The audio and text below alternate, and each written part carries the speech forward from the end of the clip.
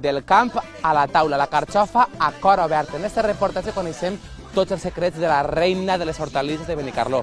Vos proposem una experiència autèntica per convertir-se un dia en llaurador i en tastador de la carxofa.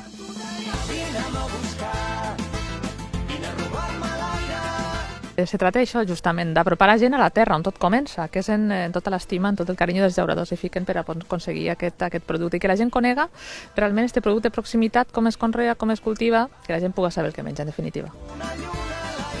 Perquè com sabem que la carxofa ja està preparada per a collir? Bueno, pues quan té un tamany òptim conforme a pues està en perfecte estat per collir-la. N'hi ha que deixar 3-4 dies de tronxo i tallar-la.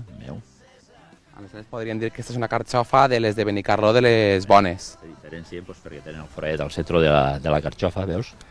I se diferencien per este foradet de les altres zones productores d'Espanya. Pràcticament, Paco, en 15 minuts hem agafat totes aquestes carxofes. La gent que vinga pot collir totes les carxofes, no? Per supòs, han fet una feina no res amb omplir la basqueta. És un producte que té moltíssima acceptació. Per nosaltres ho denominem el producte estrella del camp de Benicarló, no? És bona la carxofa per a cuinar. Com la podem cuinar? Bueno, se poden fer de mil maneres, és boníssima, se poden fer torrades a la brasa, se poden fer en tortillas, se poden fer en paella, com també són molt boníssimes.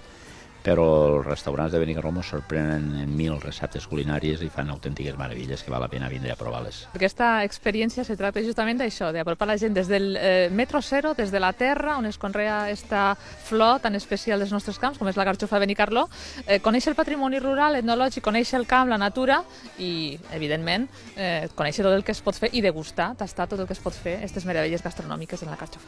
La carxofa te la pots menjar des de crua hasta elaborar infinitat de coses, des de dolç, salat, hasta beguda.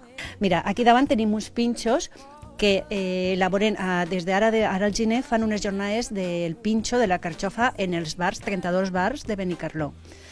S'involucren hasta les pasteleries, vull dir, hi ha dolç, més dolç i beguda. Vam fer cervesa, doncs fiquem carxofa a la cervesa. I a la gent li està agradant? Moltíssim. Va tindre molt d'èxit, la veritat és que fa 6 anys i agrada molt.